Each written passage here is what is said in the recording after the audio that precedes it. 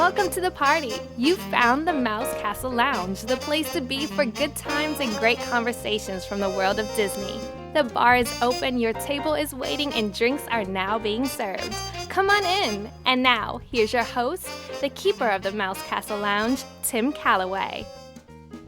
Welcome to the lounge. It's February 13th, 2016, and I'm Tim Calloway. We've got a really fun show for you today. Gravity Falls, the popular, mysterious, and oh-so-clever animated series on Disney XD, is coming to an end, and we've got the cast of the show here to talk about it. Also, Carolyn's back with a drink recipe inspired by our guest from last week's show, so stick around. But first, no mystery here. You can track the Mouse Castle pretty much anywhere by following us on Facebook at facebook.com/The Mouse Castle. On Twitter, I am Disney Tim, and The Mouse Castle is also on Tumblr, Pinterest, and Instagram.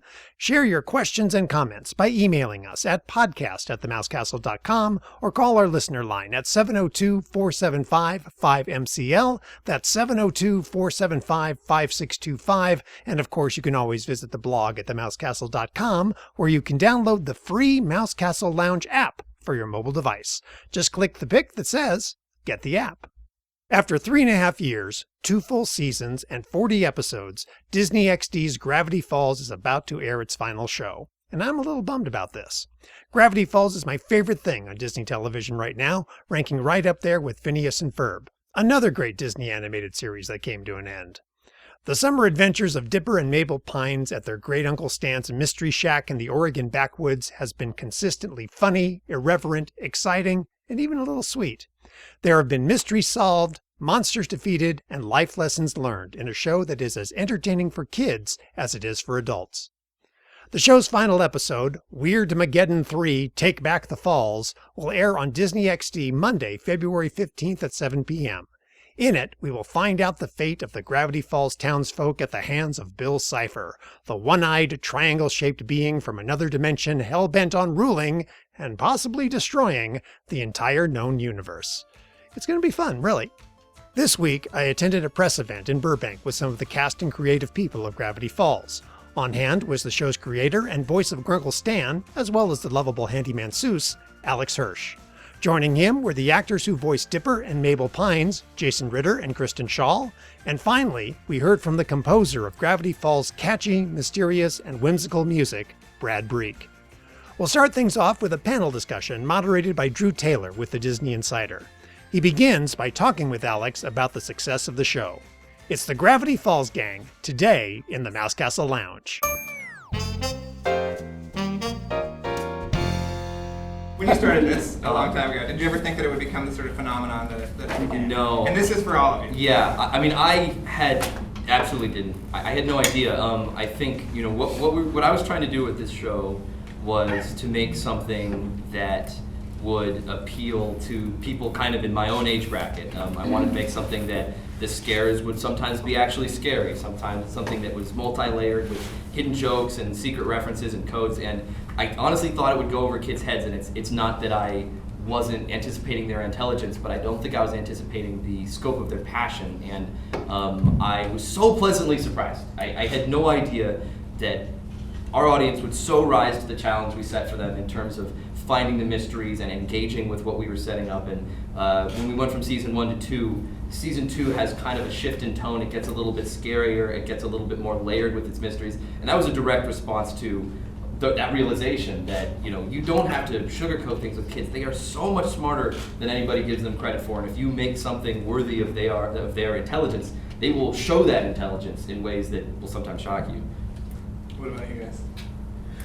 I knew that I liked it, and you know, it's just one of those things where you have no idea if even great things sometimes go out there, and for whatever reason they don't get out. They just don't get out there enough, or whatever. I don't know why some things just don't work. But I was really pleasantly surprised when it became what it did. Do you remember? Was there like a moment where you remember being like, "Oh snap!" Like people really care about this? Yeah, there was a moment where it actually was a huge moment for me in my understanding of what the show was as a whole, where people started pointing out those little blips of Blendin' Blandin' in the first 3 episodes. And I hadn't noticed it. and they were on it. I mean, it was like episode 3 or 4, and people were going, "Who's this guy?" And then I started going, "Wait, who is that guy?" And then when it all came around in Time Traveler's Pig, I all of a sudden realized that this show had a huge understory, and it was like things were being set up and knocked down, and that people were going to have to really sort of watch and figure out the clues. And then I got super into it. Kristen, what about you? I mean, reading it initially and being engaged with this character, did you have any idea that it would create this phenomenon? No. No. I mean, I knew it was cute when I saw it put together the little what do you call it? You put together a tiny little Just like a pilot sort of presentation? Bible like a presentation. presentation, Yeah. really cute with the 2 characters on the golf carts. I remember being in the room the first time with Alex. I was in New York, so it was over the phone doing the pilot, and Alex made me do the lines and scream so many times that I lost my voice. So I was like, I hope this thing doesn't take off, because I can't do this. And then all of a sudden, that's it. But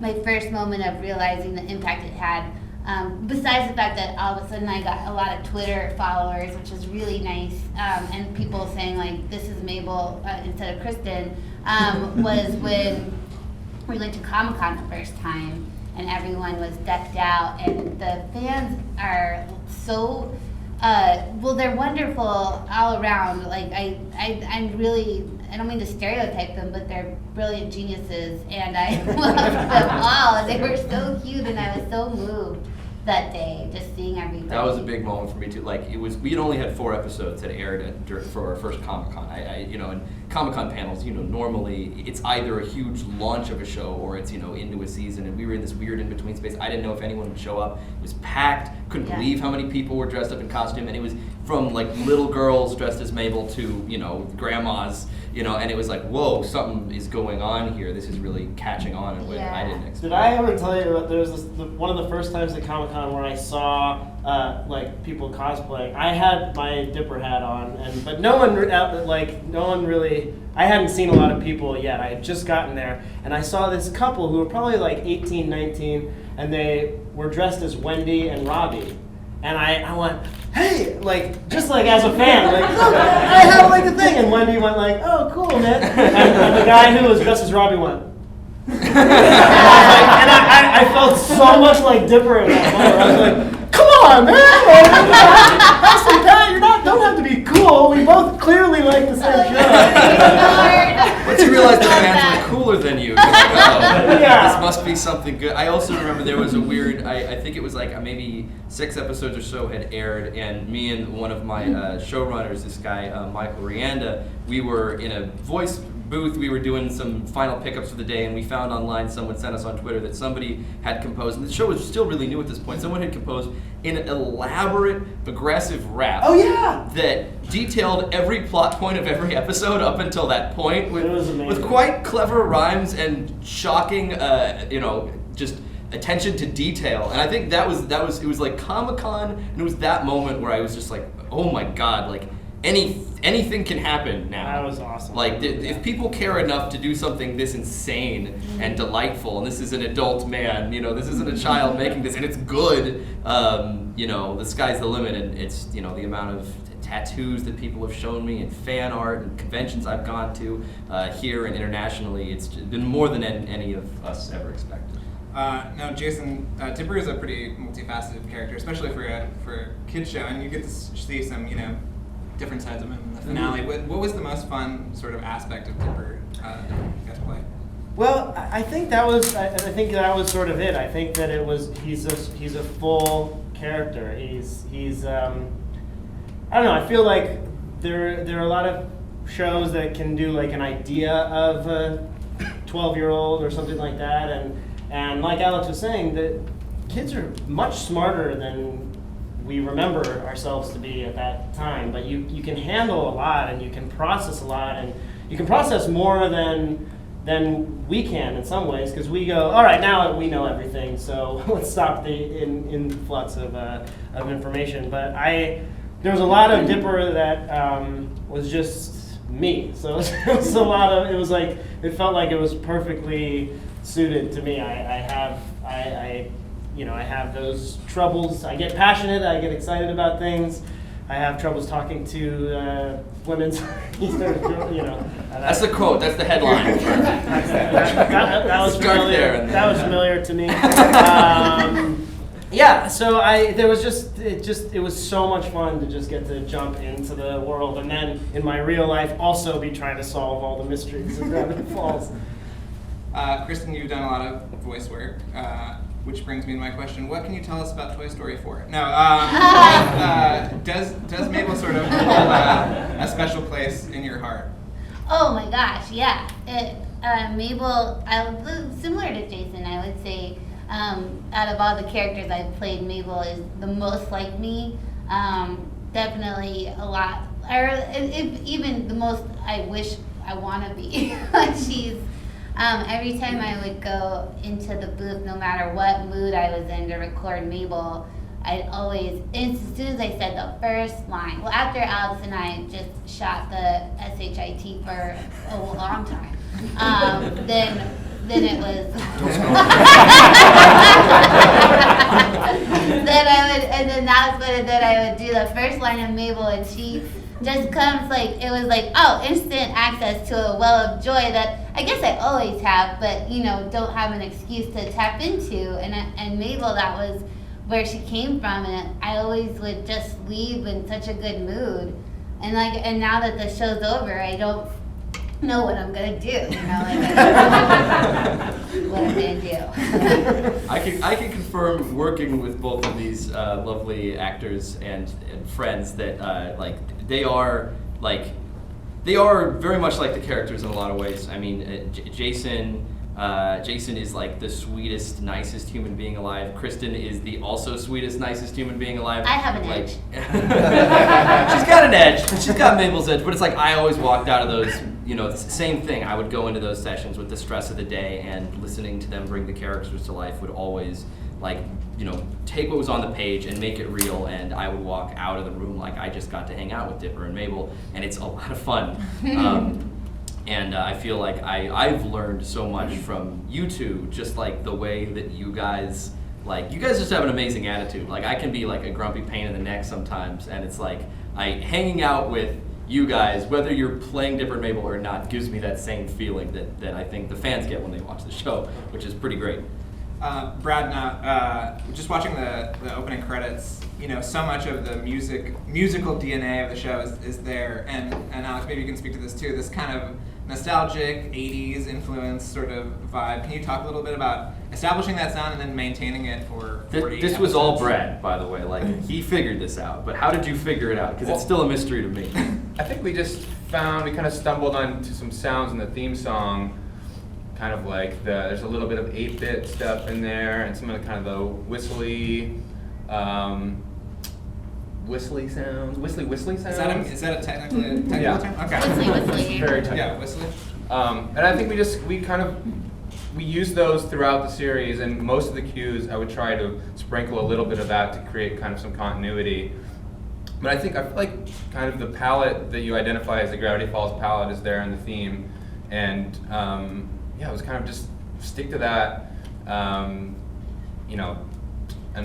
it'll have some cohesion. Well, that theme wasn't easy to crack. Brad was the only one. We were sort of on a theme hunt at the beginning, and it was very difficult. And this was sort of a perfect microcosm for the difficulty of the tone of the television show, because in my gut, I knew what this show was. I knew that it was nostalgic, but it was also present. I knew that it was scary, but it was also silly. And when we would ask composers to submit, we would do a little submission process for some options for theme songs. We say, oh, it's a spooky mystery show. And they would always give us something that they had heard before in that palette. So you'd say, oh, it's a mystery show. They'd be like, X-Files, got it. And you just get theremins, or you'd say it's a mystery show. They'd be like, monsters, bloop, bloop, bloop, bloop, harpsichord, or they'd be like, oh yeah, Danny Elfman, get the kids, bum, bum, bum, bum, bum, Tim Burton it up, and it was like, no, I've heard those three already. In relation to this sort of world, I need something that gives me that feeling without resorting to those tropes, and it was very, very difficult. And in the same way that we tried to write the show in a way to give those feelings without resorting to those tropes, musically, finding a way in, something that felt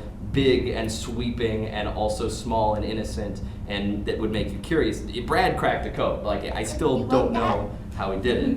I wrote that. You wrote that theme song? I wrote it. It's really good.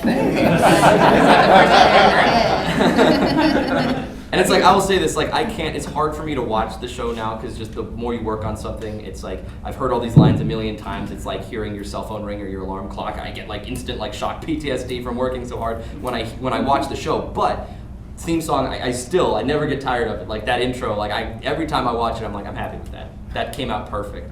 And it's thanks to Brad 100%. There you go. You're welcome, Brad. Give it up for Brad. Yeah, good job, Brad.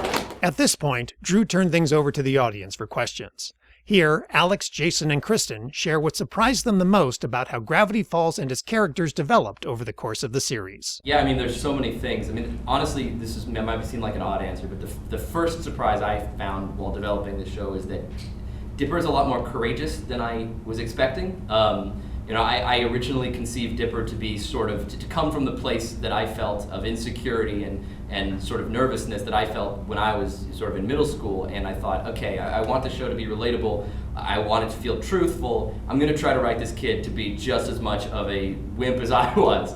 And we quickly discovered that made for a really unlikable character and for boring plots. So sort of against my initial judgment, we started letting Dipper take bigger risks and sort of dreaming bigger, and it only made him a better character. We sort of discovered that. I mean, just one small example is there's an episode where he's trying to get Wendy to dance with him the whole time. And if that was me when I was 12, I would just be trying to leave the party. It would be, how can I get as far away from this party as possible, because I can't confront my own feelings. With Dipper, we said, okay, what if Dipper was a little bit more courageous than I was, but by only enough percent that he said his plan was to dance with Wendy, and every time he got near her, he sabotaged it himself. It was like, what's that extra step that I would never do, but Dipper would do? And that always made the character better, I found. Another sort of surprise that came our way was just that I think I was never worried it would be too scary for kids, but I would keep kind of daring everyone to tell me I had gone too far with scary stuff, and every single time I'd be like, okay, this one might freak out the kids, and I'd see a kid, I'd be like, what do you think about that episode? No matter how young they are, they wouldn't look up from their phone and say, oh yeah, I like that one. And I just realized, okay, like, they are sharp, like, they understand this isn't just, we're not just being cruel, we're creating something with stakes. And no matter how scary we made stuff, it only made them love it more. Those are surprises for me. How about you guys? Yeah.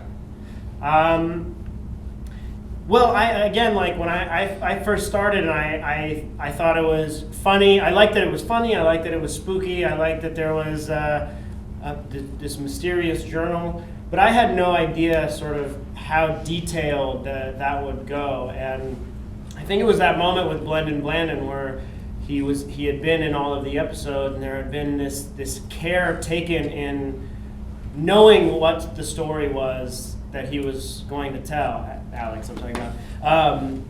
That was surprising and exciting. I'd never seen a cartoon, especially a cartoon, do that before, so that made me really lean into becoming a huge fan. I'm probably most surprised at the show's ending. That never happens in showbiz except for on the shows I work on. It's why it's compared to this one where everyone loves it and they're like, we're out. And I'm like, what?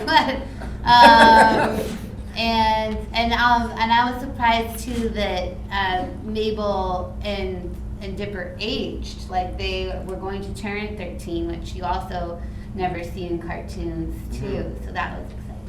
Phineas and Ferb made summer last 137 episodes. Summer in Gravity Falls is ending after only 40. Alex talks about his decision to give his show a specific beginning, middle, and end, and how that was received by Disney executives, and what it might take to resurrect Gravity Falls in the future. Well, I gave everyone the furthest possible warning, which is to say that when I very first pitched the show, and I was actually in this building we're all in right now at the top floor, I pitched it as, this thing has only a few seasons. It's beginning, middle, and end. It's like a book with a certain number of chapters. It's one summer, and there's just a few big questions that have answers, and once they're answered, that's it. And that's how I presented it. When the first breath, it's a show, and here are the kids, and it's going to have an overarching mystery, and here's why. And everyone, I think, was compelled by that irrational confidence, and I don't think anyone really believed me, but they liked they liked that weird independent streak that I appeared to be showing, and they said, sure, let's give this a try. When it came time to actually execute that plan, obviously everyone loves the show, and everyone wants to see a thing they love, to get the most of something they love as possible. But I'm grateful to the channel for for letting me tell the story the way I plan to tell it, and I think we're kind of in a different age of TV right now than that old classic million season concept. Which isn't to say that we don't have shows that are long standing, but I think audiences are craving different kinds of entertainment, and I think it's, for me personally, it's more important to do something that I believe in, that I know is something I can stand up and say I'm proud of that was my plan, than to kind of stretch it out. So I tried a crazy experiment, and the craziest thing is that they let me do it. I hope in retrospect, when people look back, they like that decision and don't run me out of town on a rail. So we will see. And you've been open about the possibility of this coming back at some point. I mean, X-Files just came back after 13, which you guys, I mean, obviously I would consider. It's weird. We do live in this strange age of repeats and retreads, and requels and prequels, and anything people like enough to bring back, they will bring back eventually. I mean, I do love these characters, and that's again part of why I didn't want to continue it forever. I love these characters enough that I wouldn't want to take them a place that I thought I didn't believe in. That being said, it's not inconceivable that one day we may return to this world, because they are such rich characters, and with a little bit of time away from it, it's possible there might be a special or something. But maybe not. I mean, I'll probably be busy. Dipper and Mabel will both be voiced by Jason here. I think I found some time. I mean, it's I think when people watch the final episode, they will see threads in that episode that one could imagine could potentially be addressed in some future form, whether that's in a comic, whether that's in a special, whether that's in something 100 years after I die, robots they reconstruct the show and they start remaking it themselves. Right now I'm sort of content with where it is, but I can't say what future Alex might do, so we'll just have to wait and see. I got my opportunity to pose a question. So, mindful of Gravity Falls themes about growing up, I asked the group where they thought their characters would end up in 20 years. Specifically, I asked Kristen if she thought boy crazy Mabel would ever find the love of her life. Mabel will find the love of her life when she's 28. And I feel, I've never really, Mabel could do anything. I think she'd be a really good teacher. Maybe she teaches. Inner city high school kids. I like that, Miss Pines, right? She's got puppets, and she's like, the school seems really tough at first. Yeah, she's like Dangerous Minds. Yeah, and then like, Julio's in the front row. Sitting backwards on a chair, and tell me what this is all about. I imagined Dipper as like kind of like Indiana Jonesy type, treasure huntery type of guy. Maybe more like Nicolas Cage. Maybe more like anger problems. I think he's a guy who is hungry to solve mysteries. So I think he'd probably spend a lot of time trying to prove to everyone that outside of Gravity Falls that all of these things really did happen. Just in a bar somewhere going, no, I swear! He's fine. Let's see, Grunkle Stan in 20 years. You're also, that question has the assumption built into it that all these characters survive the finale. We don't know. Yeah, that's true. We don't know what's going to happen in the last episode. It's insane. But Grunkle Stan, let's see, in 30 years, Grunkle Stan, I'm going to say... Maybe his head is frozen in a jar like Walt Disney, you know what I mean? I feel like Grunkle Stan's final wish would be that his body is taxidermied and it plays like he's about to pounce on the front of the Mystery Shack like a puma. The interesting thing is because Dipper and Mabel are based on, sort of inspired by me and my twin sister, the real life fate of Dipper and Mabel would be Dipper would go work in television, Mabel would go to Burning Man a lot. Everyone was tight-lipped about what we can expect to happen in the final episode. Still, they were able to share what their characters' hopes, dreams, and desires are as they face Weirdmageddon. For Grunkle Stan, I can speak to what Grunkle Stan wants. Grunkle Stan is a character with a gigantic chip on his shoulder. Grunkle Stan is a character who spent his entire life in the shadow of a better, quicker, smarter twin brother, and Stan is a character who is intensely frustrated by everybody treating his brother like a hero all the time. So, I think Stan's desire would be, at least at the beginning of the episode, Stan's desire is maybe I'm the hero this time, maybe I'm the chief. That's what he would like to happen. I can't say what does happen. What is Dipper hoping will happen? I think Dipper is hoping that everyone he loves and cares about will make it through, and that they'll defeat Bill and figure out a way. One of the sort of scary things is that Bill is invincible. The journals are Dipper's best resource is destroyed. Ford is frozen.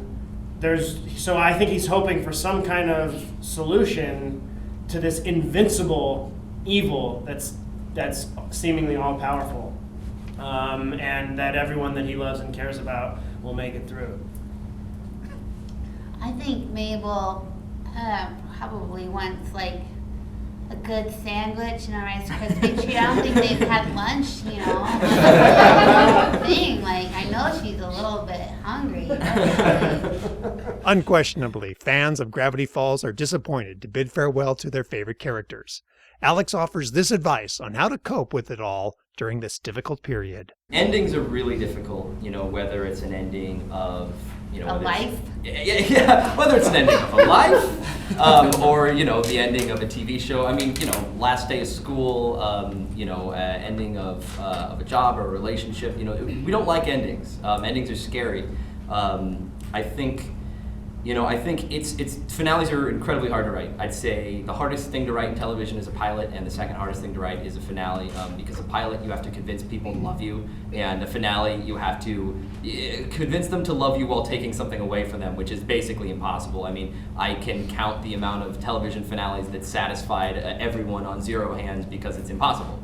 I think no matter what we do, it's going to be hard for fans because they love the show. I'd say one thing to keep in mind is that I did this because I love the show. I ended it at a time where I felt confident in the direction because I didn't want us to ever have to see Grunkle Stan rapping and driving a sports car and shilling for the wrong kind of product. I never wanted to see Dipper and Mabel run out of mysteries and just sit there and shrug at the TV. I wanted to keep it fresh. I will say that I'm so grateful for the fan community that does exist. I'm grateful for their fan work. Every time I see it, it makes me smile. So as long as they're out there making it, I will be seeing it and I will be appreciating it. I will be their fan now, if that's any kind of consolation. And the only other thing I would say to a fan of Gravity Falls is that all of the people involved in Gravity Falls are still out there making stuff. Kristen and Jason are hilarious actors in so many great things, and I'm working on some new projects as well. So if they're fans of the show, they'll probably be fans of some of the things we'll make in the future. Oh, yeah, I got stuff going. Sorry, what? One of the things also that's going to keep me going a little bit after the show is that I know that at some point, Journal number 3 is going to come out, and that's going to be...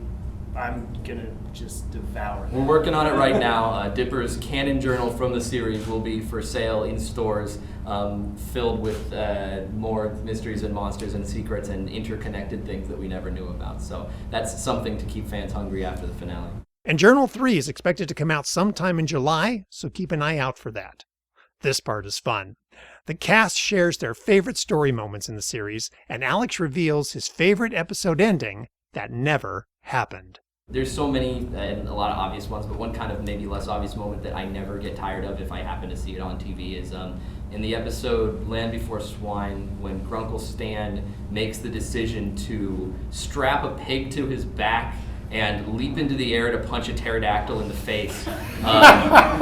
That's one of those things where, like, when you write that sentence as a writer, you're like, I've done it. I found the perfect television moment. It's an old man with a pig on his back punching a dinosaur. It's just visually hilarious, but two, it's an incredibly sweet moment. Grunkle Stan spends the entire episode saying, I hate this pig, I want it out of the house! And then Mabel pleads with him and says, it's not about the pig. That pig is me. Like, if you care about me, you care about this pig. And for Stan to be able to transfer his love of Mabel into this stupid pig that he hates shows just how strong that love of Mabel is. It's a moment I really enjoy. I never get sick of it.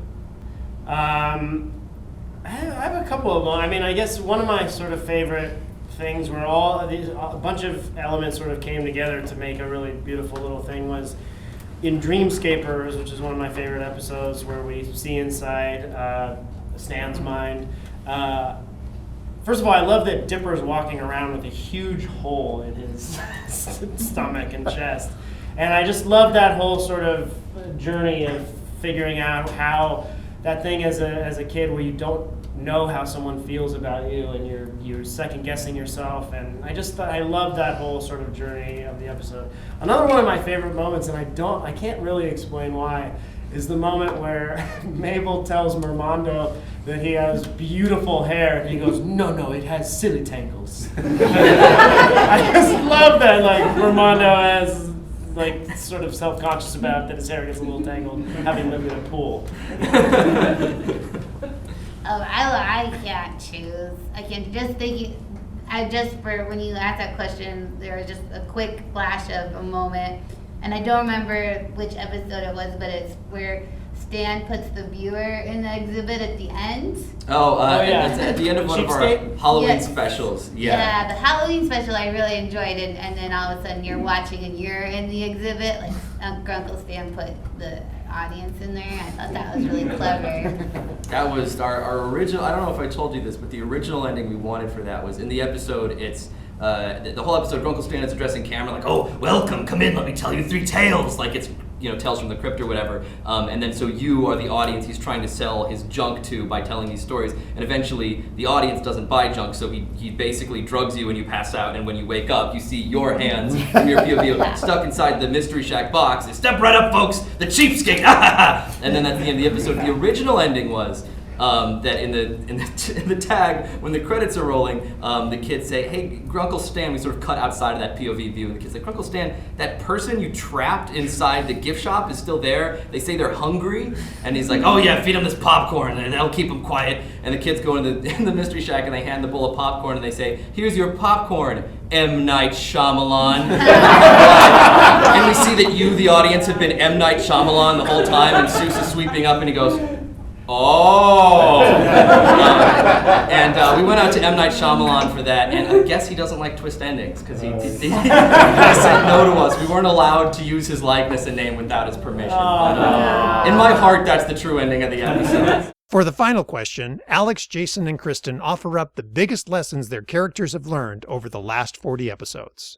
Up until the point of the episodes we've seen, Grunkle Stan, at least, has really come to... Stan has a very complicated relationship with the concept of family. He started out, really caring for his brother, and then when his brother shut him out, he decided he hated family, and lived alone for a long time, and the closest thing he had to family was Seuss. And when Dipper and Mabel showed up, it was sort of a second chance for him to try to kind of have that relationship. And I think over the course of the series, Stan has sort of regrown a damaged heart a little bit. He feels very conflicted about his brother, but he has come to see kind of what family is, and that's something it both shows growth for him, but it also puts him in a very difficult place in the finale, because even though he is made up with Dipper and Mabel, him and his brother still have unresolved issues, and that's something that's still unresolved and screwed up inside of him. I think one of the things, I think Dipper's had a lot of growth and lessons, but I think there at the beginning of the show, Dipper is at that stage where he wants to be cool, or he wants to be sort of anything other than who he is. And he has a sister who refuses to be anything other than who she is. And I think he's started to kind of embrace himself in all of his faults and things like that. And I think he also has come to realize, specifically in Weirdmageddon Part 2, how important Mabel is to him, and how important family is to him, and what a huge part of his life she is. So that's one of the big lessons, I think he's gotten. I think we've seen it before. I don't think I'm giving anything away, that Mabel is learning that she's not going to be a kid forever, and that a piece of her innocence is she's going to lose it, and she's going to realize that she is, even though she's so perfect as Mabel, that Mabel changes, and everyone can't stay a kid, and everyone is going to become a bit of a different person in every phase of life. And I think this show really eloquently draws that, and everyone can relate to that moment where you realize you're losing a piece of your identity, and we all will, like at least 3 times, I think, in a lifespan. And Mabel's going through that now, and I think that's a hard lesson, especially in the landscape that she's in of Gravity Falls. Weirdmageddon 3, Take Back the Falls, the final episode of Gravity Falls, is on Disney XD Monday night at 7 p.m. If you need to catch up on episodes you've missed, or just want to revisit your favorite stories, Disney XD is running a Gravity Falls marathon all weekend long, starting at 10:30 p.m. Friday night and running straight through to Monday night's conclusion. Set your DVR. We liked it so much the first time that we're giving it a shot again. Welcome back to another adventure through liquid space with our resident mixologist, Carolyn. How's it going today, Carolyn? Hey, just fine. Good, good. So there's a kind of a backstory on what we're going to be talking about today. And before we do this, have to give a shout out to our guest on the last installment of the Mouse Castle Lounge, Gary Apgar, who wrote the really, really good book, Mickey Mouse, Emblem of the American Spirit. Well, Gary enjoys a cocktail or two, and he and I were talking about it and had been trading emails and what have you. And he made reference, and how we got on the subject, I'm not entirely sure how it happened, but he made reference to, we need to come up with some sort of drink called a Black Pete. And so I threw this out to you, saying, Carolyn, is there such a concoction? And if not, can we come up with one? And what did you find out in your detailed and exceptional research? Well, first thing I found out was that there is no Black Pete cocktail. So I had to come up with it all by myself. So I had to come up with a good starting point. And I remember Black Pete as kind of being the cigar chomping thug in a lot of Disney cartoons. And so I figured that Scotch would be his drink of choice. Okay. And, his name is Pete, too. So that seemed to work out. And then I felt bad for forcing the Negroni on you last week. So you being a Scotch drinker, it all fell together. It all came together and made sense. I did make a Negroni, though, and it wasn't awful. So yeah, see? Yeah. It's definitely an acquired taste, but very much an old school cocktail. Well, I will take that small victory that it wasn't awful. You earned it. It wasn't awful. and I may have one again one of these days. When I force another one on you. Exactly. So okay, I knew I wanted to start with Scotch. And then from there it was just, well, okay, are there any other cat cocktails? And found one called the Black Cat, which is what Black Pete is. He's a black cat. And the Black Cat is just, it's vodka, it's cherry liqueur, cranberry, and Coke. Now, I made one, even though it sounded terrible. Made one, and it was terrible. It was totally sweet. The cherry liqueur, I used cherry hearing. totally overwhelmed, everything else. But, for what it is, I guess, it was fine. It was The cherry did sound like a bit much to me. I agree with that. it was a slightly boozy, super sweet drink, which, tickles a lot of people's fancy. But then I was thinking about, well, what kind of Scotch mixed drinks are there? And there are not a lot that are popular. Can you even come up with one? My favorite Scotch cocktail is Scotch. Scotchy Scotch, which is very good. Yes, there's a rusty nail. Have you ever heard of that? I have heard of it. I have not had one. And that's what it's Scotch and Drambuie, which is like a Scotch liqueur. So it's once again it's just kind of Scotchy Scotch.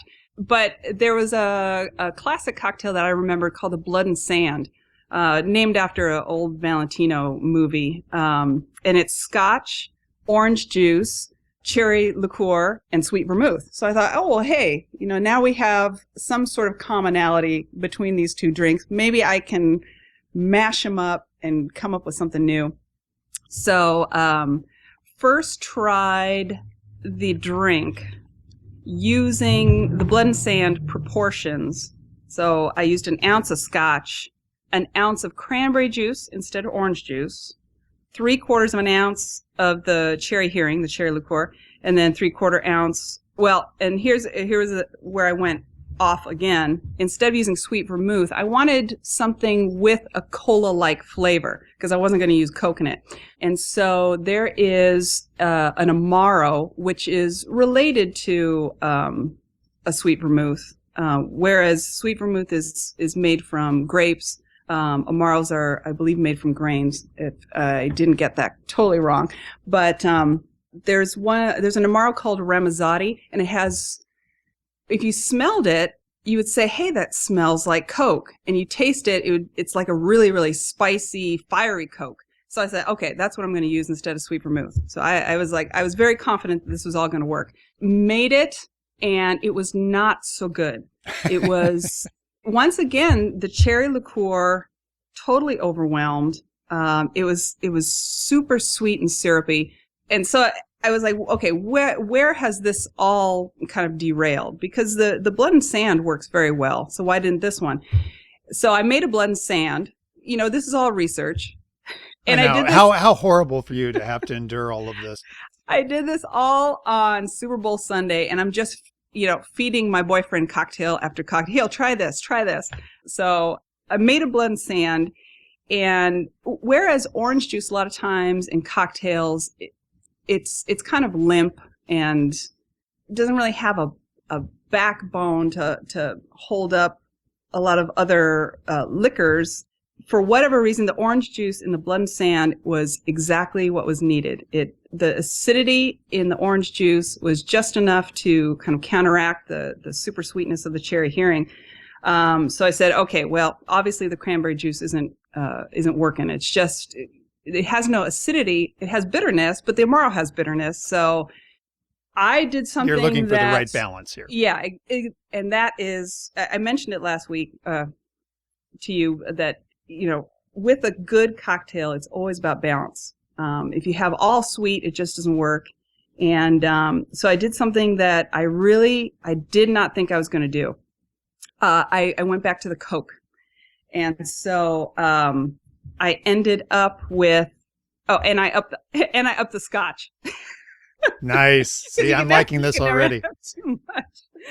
So I used an ounce and a half of Scotch.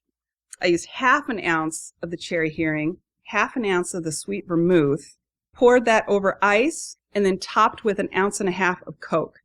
And I have to say that the carbonation in the Coke was exactly what the drink needed, plus, ramping up the Scotch. It worked. I gave it to my boyfriend to try, and he said, now that's a good cocktail. So we figured out the winner after, I don't know how many was it? 1, 2, maybe 5 tries. Well, after 5 tries, just about anything tastes good at that point. But well, I'm hoping that it wasn't all just in a drunken stupor that we said it was a good drink. Because I don't know of any other Coke drink that I like, because I hate rum and Coke. I just think that the two things just don't mix. But when you become of age or first start drinking, rum and Coke is what Yeah. it's like everybody's like, it introduces you to the world of cocktails, and then you outgrow it. Most people outgrow rum and Cokes. Yeah. And Long Island iced teas use a splash of Coke. That's just for color. But I vaguely remember my mom at an airport when I was a little kid ordering a 7 and 7. Do you know? Oh, what I know this 7 is? and 7. Yeah. Yeah. So there are soda cocktails out there, but I don't care for any of them. But like I said, it's just, I think that the Coke with the Amaro worked well. The Coke with the cherry hearing worked well, and then throwing it in there, it just worked. All right. So once again, let's go down the ingredients and the proportions. How should we make this? Just use a blended Scotch. You don't need any totally extraordinary Scotch. 1.5 ounces of that, 1/2 ounce of cherry hearing, 1/2 ounce of the Ramazzotti Amaro. Shake that up in a cocktail shaker with some ice to get it nice and cold. Then in just a lowball glass with some ice, pour that on top, and then top it with 1.5 ounces of Coke. Because you don't want to shake it with the Coke, because you're going to get you're going to knock all the bubbles out. Throw in a little cocktail cherry, and you have your Black Pete. Inspired by our friend Gary Apgar. Yes, that is his drink now. So now he has to go out and order it somewhere. Good luck to him. Yes, very much so. All righty, Carolyn. Well, thank you so much for our Black Pete and our latest adventure through liquid space. Yeah, absolutely. It was a lot of fun. Any excuse to drink. And that will do it for this edition of the Mouse Castle Lounge. Thank you to the cast of Gravity Falls for being our guests. Stay up to date with everything going on in the Mouse Castle Lounge. Subscribe to us on iTunes, Stitcher, SoundCloud, or Clamor. You can also download the free Mouse Castle Lounge app, which you can get right now by going to themousecastle.com and clicking Get the App. Anthony Reynolds and I host Inside the Mouse Castle with your weekly dose of Disney news, information, and commentary, so do give us a listen. The Mouse Castle Lounge is not affiliated with the Walt Disney Company. I just like to talk about them. I'm Tim Calloway. It's been a blast as always, so let's do this again real soon. Take care.